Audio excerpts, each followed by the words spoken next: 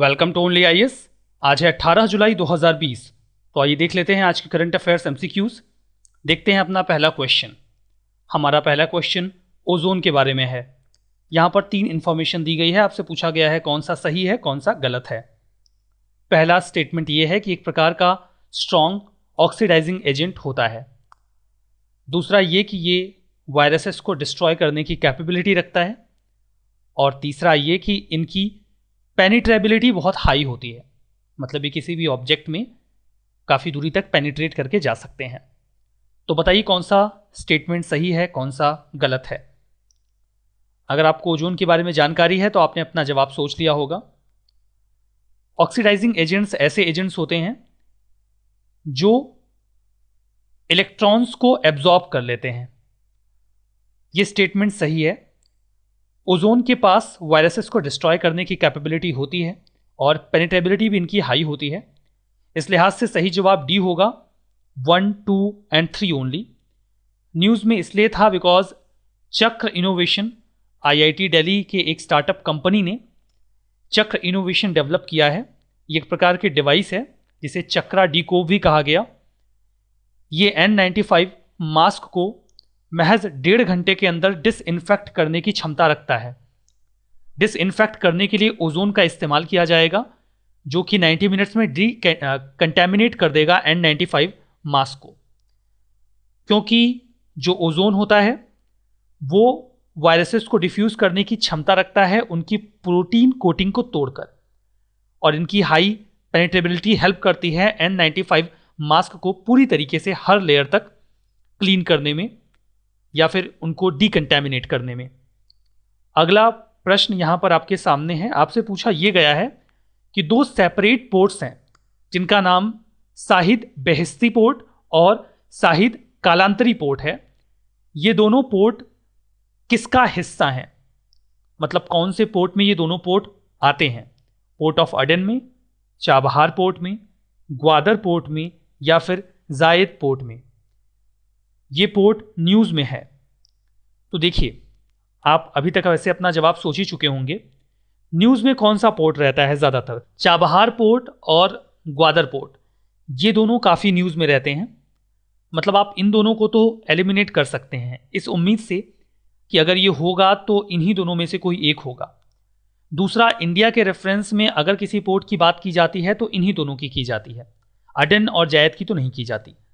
तो अब आपका केस जो है वो 50-50 का हो गया है।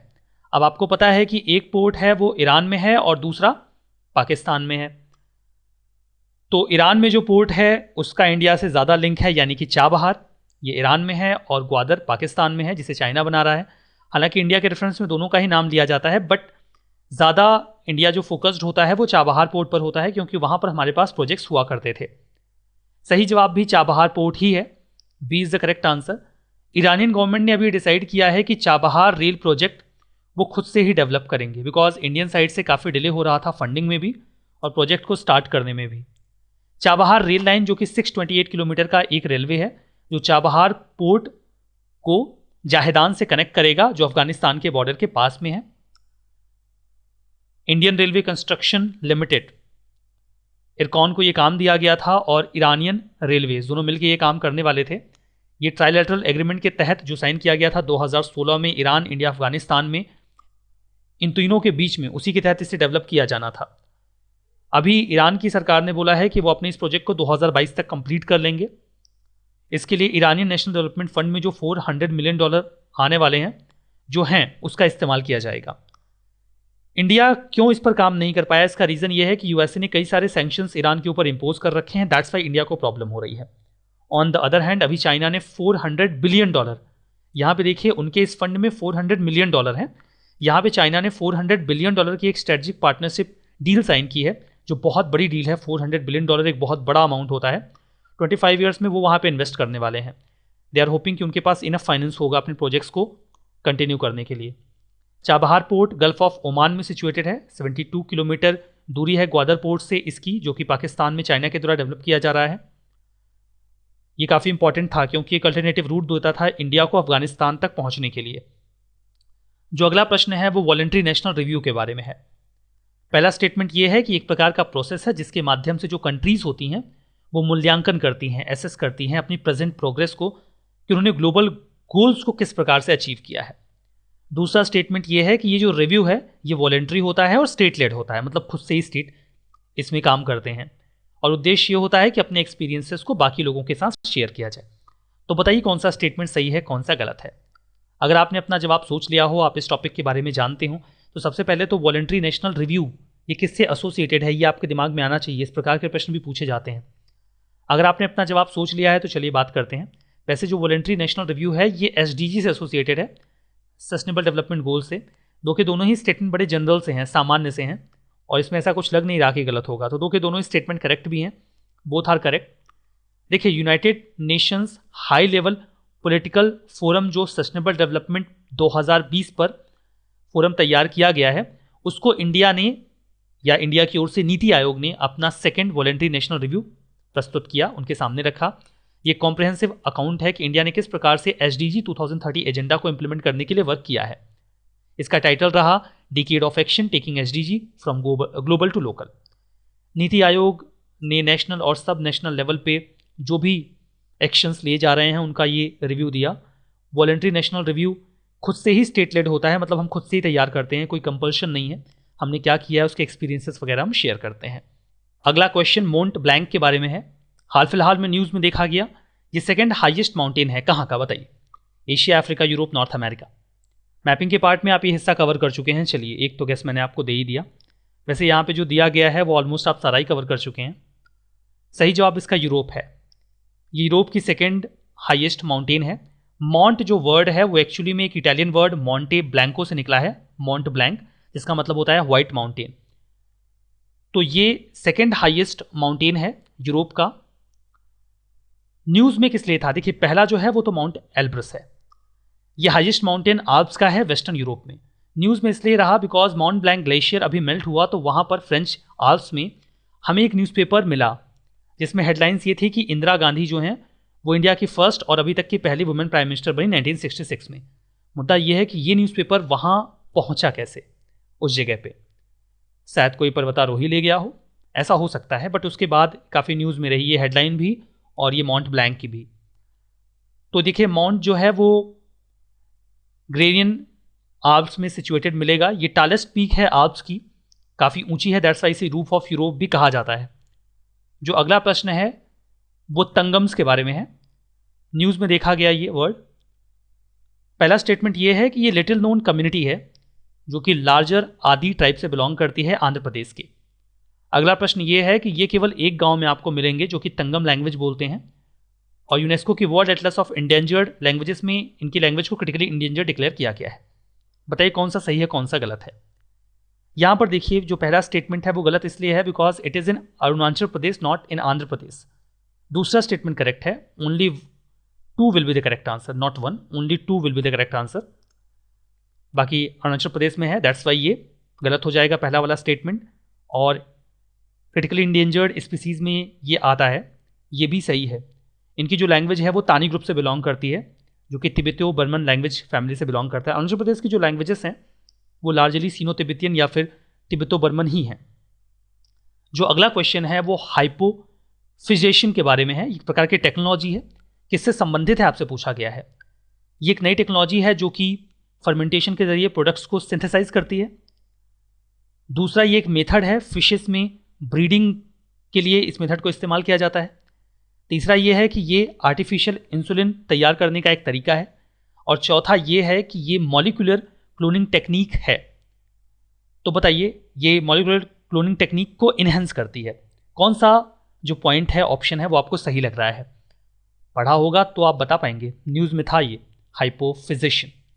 सही जवाब बी है, ये एक मेथड है जो कि फिशेस में ब्रीडिंग में इस्तेमाल किया जाता है। न्यूज़ में इसलिए था because national fish farmer day celebrate किया गया 10 जुलाई को। एक्चुअली में 2 साइंटिस्ट थे जिनकी याद में इसे सेलिब्रेट किया जाता है, डॉक्टर KH अलीखुनी और डॉक्टर HL चौधरी।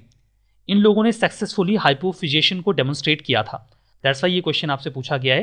ये एक टेक्नोलॉजी है जिसमें फिशेस की ब्रीडिंग को इंड्यूस किया जाता है। एक्चुअली में कुछ आर्टिफिशियल हार्मोन्स इंजेक्ट किए जाते हैं जिसके बाद जो ब्रीडिंग है वो इनहेंस हो जाती है। मेजर कार्प में एक प्रकार का फिश की स्पीसी होती है ये। इस दौरान cryo bank, fish cryo bank develop करने की बात भी कही गई ministry of fisheries, animal husbandry and dairy के द्वारा। क्रायो बैंक जो शब्द है वो एक प्रकार का क्लिनिकल वर्ड है जिसका इस्तेमाल ह्यूमन टिश्यूज को स्टोर करने के लिए किया जाता है ताकि बाद में इस्तेमाल किया जा सके। तो इसमें फिश स्पर्म को स्टोर किया जाएगा ताकि बाद में उनकी ब्रीडिंग के लिए हेल्प मिल सके। जो अगला प्रश्न है वो एक सैटेलाइट टाउन रिंग रोड के बारे में है, STRR के बारे में है। पहला स्टेटमेंट ये बोलता है एक प्रकार का इकोनॉमिक कॉरिडोर है जो कि कर्नाटका और तमिलनाडु स्टेट से जुड़ा हुआ है। दूसरा ये है कि भारतमाला परियोजना का हिस्सा है और इसे NHAI, national highway authority of India, implement कर रही है। बताइए कौन सा स्टेटमेंट सही है, कौन सा गलत है। आपने सही जवाब सोच लिया हो तो मैं आपको बता दूं कि यहाँ दो के दोनों ही स्टेटमेंट करेक्ट हैं, बोथ आर करेक्ट। अभी एक्सपर्ट अप्रेजल कमेटी ने, जो कि इन्वायरमेंटल मिनिस्ट्री के अंतर्गत वर्क कर रही थी, उन्होंने इन्वायरमेंटल क्लियरेंस दे दिया है सैटेलाइट टाउन रिंग रोड के लिए।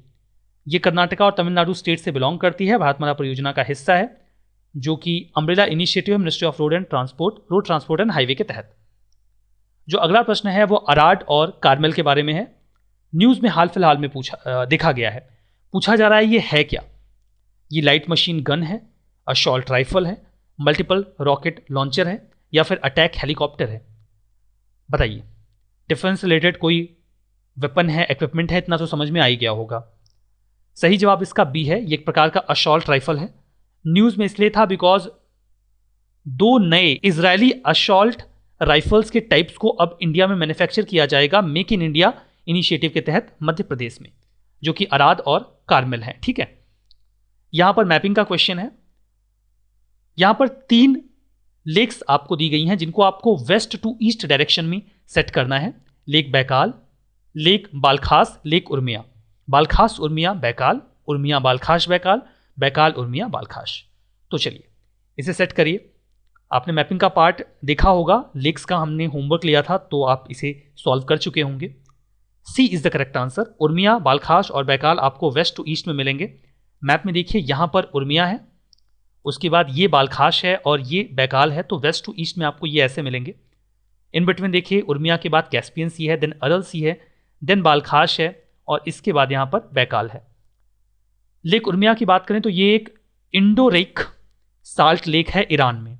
उर्मिया मैप में लोकेशन में आप देख भी पा रहे होंगे। इंडोरेक एक ऐसी वाटर बॉडी होती है जहां पर पानी आता तो है लेकिन बाहर नहीं जाता। वाटर बॉडीज में पानी आता भी है और जाता भी है ना, ऐसा देखा जाता है। बट जो इंडोरेक वाटर बॉडीज होती है वहां पानी सिर्फ आता है, बाहर नहीं जाता है। लेक बालखास जो है वो one of the largest lake है एशिया की और 15th लार्जेस्ट वर्ल्ड में है। ये सेंट्रल एशिया में कजाकिस्तान में लोकेटेड है। ये भी एक एंडोरेक यानी कि क्लोज्ड बेसिन लेक है जो कि कजाकिस्तान और चाइना में अपना बेसिन शेयर करती है। इसका एक छोटा सा हिस्सा किर्गिस्तान में भी है। बैकाल जो है वो साइबेरिया में है, रशिया में। ये डीपेस्ट लेक है दुनिया की और वॉल्यूम के हिसाब से वर्ल्ड की लार्जेस्ट लेक भी मानी जाती है। जो अगला प्रश्न है वो ये है कि कैस्पियन सी से कौन सी कंट्री अपनी बाउंड्री शेयर नहीं करती है। इस नेचर के प्रश्न भी यूपीएससी पूछती है। आपके पास ऑप्शन है तुर्कमेनिस्तान, कजाकिस्तान, उज्बेकिस्तान, अजरबैजान। सही जवाब बताइए। सी है सही जवाब। उज्बेकिस्तान एक ऐसी कंट्री है जो कैस्पियन सी के साथ बॉर्डर शेयर नहीं करती है। वो कंट्री जो कैस्पियन सी के साथ बॉर्डर शेयर करती हैं 2000 रशिया, कजाकिस्तान, अजरबैजान, तुर्कमेनिस्तान और ईरान। यहां पर देखिए जो कैस्पियन सी है ये भी एक प्रकार का एंडोरेक बेसिन ही है, क्लोज्ड बेसिन है, आउटफ्लो नहीं होता, केवल पानी यहां पे आता है। ये कॉकेकस माउंटेन के ईस्ट में आपको मिलेगा और यूरोप और एशिया के बीच में लोकेटेड है। कजाकिस्तान, रशिया, अजरबैजान, ईरान और तुर्कमेनिस्तान बाउंड्री शेयर करते हैं। कुछ कोर्सेस अवेलेबल हैं ओनली आईएएस पे, dedicated prelims programme, PSIR sociology optional और करंट अफेयर्स की टेस्ट सीरीज भी जल्दी ही आपके लिए अवेलेबल होगी। आप इन कोर्सेज को एक्सेस करने के लिए video.onlyis.in पर जा सकते हैं। मैपिंग के पार्ट में आपको यूरोप के डेजर्ट्स कल प्रिपेयर करने हैं। डेजर्ट्स पे आपसे क्वेश्चंस पूछे जाएंगे। अपना स्कोर कमेंट बॉक्स में ज़रूर बताएं। देखिए, लो स्कोर बताना काफ़ी करेज का काम होता है, कई सारे स्टूडेंट्स ये कर पाते हैं, तो इट मस्ट बी अप्रिसिएटेड। और मैं चाहूँगा कि आपका स्कोर जो भी हो आप उसे बताएं बिना हिचकिचाए कि वो लो है या फिर हाई है।